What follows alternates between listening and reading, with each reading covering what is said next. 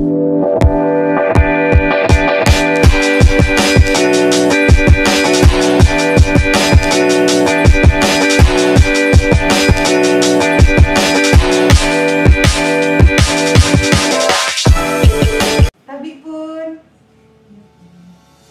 datang di Suara Bella, menyuarakan informasi perpajakan bersama Kanwil DJP Bengkulu dan Lampung. Assalamualaikum warahmatullahi wabarakatuh. Selamat pagi, jumpa lagi bersama kami podcast Kanwil DJP Bengkulu dan Lampung dengan topik sosialisasi budaya anti korupsi DJP. Saya Reni, host acara hari ini. Bersama saya ada Bapak Andra Amirullah, Kepala Seksi Keberatan Banding dan Pengurangan 4 Kanwil DJP Bengkulu dan Lampung sebagai penyuluh anti korupsi. Selamat pagi Bapak Andra. Selamat pagi Mbak Eni. Apa kabarnya Pak? Baik, alhamdulillah. Bapak semangat sekali ya Pak ya pagi hari ini mau membagikan mengenai budaya anti korupsi di Direktorat Jenderal Pajak. Nah, seperti kita ketahui Pak bahwa Hari Anti Korupsi Sedunia itu diperingati setiap tanggal 9 Desember ya Bapak ya. Nah, kalau di DJP sendiri Pak, bagaimana DJP itu menggunakan momen ini untuk kepentingan organisasi dan juga menjaga budaya anti korupsi di institusi sendiri, Pak? Oke, baik, terima kasih ya. Jadi sebelum kita coba nanti DJP itu melakukan apa gitu ya. Betul. Dengan momentum Hakordia ini, saya mau coba kita lihat dulu Hakordianya ya. Hakordia ini kan Hari Anti Korupsi Sedunia. Nah, menariknya ini tahun ini kita memperingati ini di saat indeks persepsi korupsi kita Indonesia itu turun dari tahun sebelumnya, dari 40 sekarang 37. Itu cukup banyak turunnya, Mbak.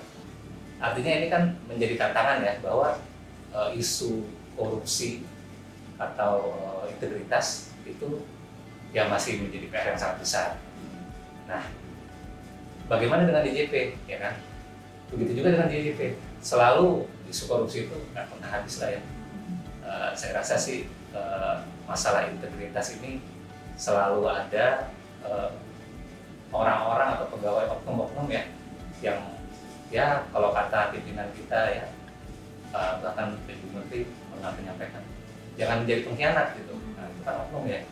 Nah, untuk Hakordia ini tahun 2021 ini DJP mengusung tema Pulihkan Negeri Saat Pandemi, Perkuat Pajak Tanpa Korupsi. Nah, jadi perkuat pajak tanpa korupsi, ya ini momen bahwa kita harus merefresh lagi integritas kita. Yang mana memang kita udah punya nilai-nilai Kementerian Keuangan ya. Salah satu nilainya itu integritas. Ya. Nah, walaupun secara, nah ini udah tahu sendiri ya, sehari-hari kita udah, ya itu makanan sehari-hari lah kita ya, di internalisasi mengenai integritas kita udah setiap hari. Tapi ini momen khusus Hakordia ini kita harus bisa, DJP harus bisa merefresh kembali tadi dan menguatkan tekad lagi karena ya perkuat pajak tanpa korupsi ini ya nggak mungkin kalau kita nggak bangkit lagi, membangkitkan lagi membangun budaya korupsi atau integritas di organisasi. Betul sekali Pak. Setiap pekerjaan kita sehari-hari kita tetap harus diimbangi dengan nilai integritas ya, dari diri kita pribadi juga sebagai pegawai pajak. Nah, kalau sebagai pegawai pajak hubungannya dengan wajib pajak, hal-hal apa sih Pak? Bagaimana sih biasanya terjadi potensi korupsi itu di antara hubungan antara wajib pajak dan juga pegawai pajak? Ya. Jadi sebenarnya di dalam undang-undang tindak pidana korupsi itu ada dikelompokkan kira-kira 7 kelompok ya, 7 delik ya. Tapi yang memang rentan terjadi antara hubungan pegawai pajak melakukan pekerjaannya sehari-hari, tugas dan fungsinya, maupun dari sisi WP nih, wajib pajak ya. Wajib pajak ketika melakukan hak dan kewajibannya itu ada 3 nih Mbak yang rentan. Itu yang pertama suap, ya. Kemudian pemerasan, kemudian gratifikasi. Nah, 3 inilah yang memerlukan interaksi dari 2 pihak nih. Antara wajib pajak dan juga pegawai pajak. Betul, tadi ya. nggak mungkin bertepuk sebelah tangan ya, ibaratnya gitu ya. Jadi saya rasa 3 hal ini yang harus jadi concern bersama ya. Bukan hanya concernnya dari pegawai pajak saja, tapi wajib pajak juga harus tahu nih. Gitu. Nah, kalau dari ada 3 tadi ya Pak, ada suap, pemeriksaan, dan gratifikasi. Pemerasan. Berarti ada suap, pemerasan, dan gratifikasi. Nah, kalau dari 3 itu tadi tuh perbedaannya tuh apa tuh Pak? Ya, jadi gini, kalau suap itu dari kita terminologinya kita pakai wajib pajak dan pegawai pajak aja ya, Iya, Pak, karena kita betul. kan ini spesial kita lagi ngomongin di JP ya. Fokusnya ke Nah, WP dan pegawai pajak. Nah, kalau suap itu bisa dikatakan gini, wajib pajaknya tuh aktif menawarkan sesuatu yang mungkin ada imbalan atau hadiah ya. Tujuannya dia itu kalau dia udah kasih itu, dia bakal ya menagih ya bahwa tujuan akhir dia itu harus bisa dipenuhi oleh pegawai pajak. Walaupun itu melanggar ketentuan, melanggar prosedur. Nah, itu kalau suap itu. Jadi wajib pajaknya aktif menawarin, ya, memberikan. Gitu. Nah, kalau tadi pemerasan, sebaliknya Mbak. Kalau pemerasan tuh pegawai pajaknya nih yang nawarin. Ke wajib pajak. Mau nggak saya bantu misalnya. Tapi saya minta sesuatu dari kamu. Nah, gitu loh. Kalau kamu nggak kasih, diperas kan? Kalau kamu nggak kasih, Ada sedikit pemaksaan gitu ya. dipaksa gitu. Kalau pemerasan itu pemaksaan. Kalau kamu nggak kasih, nanti misalnya nih, wajah kamu akan saya kenakan lebih besar. Nah, itu kira-kira pemerasan kayak gitu ya. Jadi dari pegawai negerinya yang aktif. Nah, kalau gratifikasi ini cukup unik nih. Oleh pengguna jasanya atau wajib pajaknya ya, itu dijanjikan tuh pegawai negerinya atau pegawai pajaknya. Dijanjikannya apa? Misalnya entah barang atau jasa itu bisa.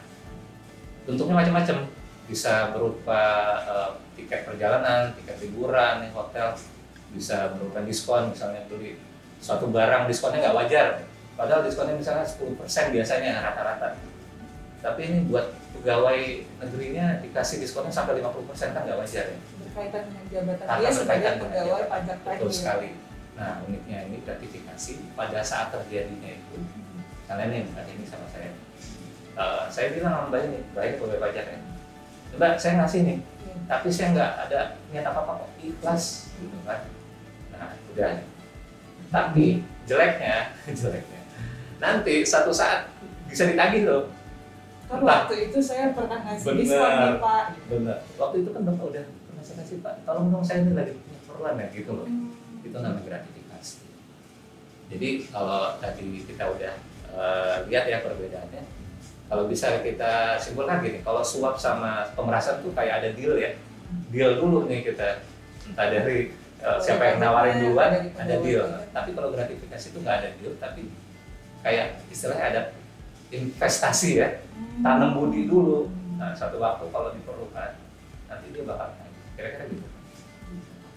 Kalau DJP sendiri Pak, upayanya gimana Pak untuk meminimalisir dan juga menghilangkan peluang-peluang adanya korupsi tadi? Nah ya, jadi kalau upaya-upaya organisasi DJP itu ya sudah cukup optimal ya, sudah cukup baik. Tapi yang namanya optimal kan masih aja ya. Tapi prinsipnya yang mau kita sampaikan kan gini, berbuat pajak tanpa korupsi ya tema kita. Itu nggak mungkin kalau hanya dari sisi DJP saja yang melakukan budaya anti korupsi, penguatan integritas. Ini ada satu pihak lagi yang perannya sangat vital, yaitu wajib pajak. Nah, jadi secara terbuka juga Direktorat Jenderal Pajak, bahkan Pak Dirjen itu kan udah juga menghimbau pada wajib pajak, jangan pernah menawarkan, menjanjikan sesuatu pada pegawai pajak. Justru, nah ini bagian dari pencegahannya. Kalau menemukan sesuatu misalnya dugaan pelanggaran atau ada kok kayaknya saya diperas gitu ya, ini dari sisi wajib pajak, itu justru didorong untuk dilaporkan. Jadi wajib pajak itu didorong untuk melaporkan, jangan justru ikut arusnya dari oknum-oknum ini. Nah, jadi itu adalah satu bentuk nyata ya untuk pencegahan dari tindakan korupsi yang ada di DJP. Untuk pelaporannya tadi Pak, boleh diinformasikan, saya tahu ada masyarakat kalau bela semuanya yang ingin melaporkan kemungkinan terjadi kejadian tindak korupsi ini Pak, boleh kemana Pak? Oke, kalau udah dihimbau seperti tadi kan yang saya sampaikan, himbauan itu dari Pak Dirjen langsung ya, Direktur Jenderal Pajak langsung. Harusnya ada salurannya ya kan Mbak. Nah, jadi ada saluran pengaduan ya. Lapor, saya mau lapor kemana nih? Betul. Nah, jadi saluran pengaduannya bisa menggunakan saluran pengaduan resmi. Ya, jadi bisa menghubungi Kering Pajak ya di nomor 1.500-200. Dari melewati email juga bisa. Jadi pengaduan@pajak.go.id kalau lewat email. Atau bisa akses juga ke websitenya BJP, ya, yaitu di www.pajak.go.id. Jadi kita fair ya, maksudnya kita menghimbau tadi ya, wajib pajak perlu peran sertanya, ya kita juga sediakan sarana layanan pengaduan resmi. Iya, itu tadi. Jadi kalau Bella, saluran pengaduannya ada di Kering Pajak 1.500-200, bisa email juga ke pengaduan@pajak.go.id atau melalui website www.pajak.go.id. Nah, buat kawan pajak Bella semuanya, terutama para wajib pajak, kami juga ingin mengingatkan kembali bahwa untuk terbuka, jujur, dan jangan lagi ada main mata. Jika ada yang belum diungkap ketika teks amnesti kemarin atau belum melapor seluruh penghasilan pada SPT tahunan tahun 2016 sampai 2020, ada program pengungkapan sukarela atau PPS. Nah, waktunya ini terbatas wajib pajak semuanya. Untuk wajib pajak Kanwil DJP Bengkulu dan Lampung, mari kita hitung, setor, dan juga lapor kewajiban perpajakan kita dengan benar. Untuk wajib pajak semuanya, apabila membutuhkan informasi yang lebih lanjut, kawan pajak Bella semuanya bisa mendatangi KPP Pratama di mana wajib pajak terdaftar, atau juga bisa menghubungi Kering Pajak 1.500-200. Atau bisa juga DM ke akun media sosial Kanwil DJP Bengkulu dan Lampung di @pajakbengkululampung. Jangan lupa like, subscribe, and share. Terima kasih kawan Bella semuanya. Cukup di sini podcast Suara Bella kali ini. Assalamualaikum warahmatullahi wabarakatuh.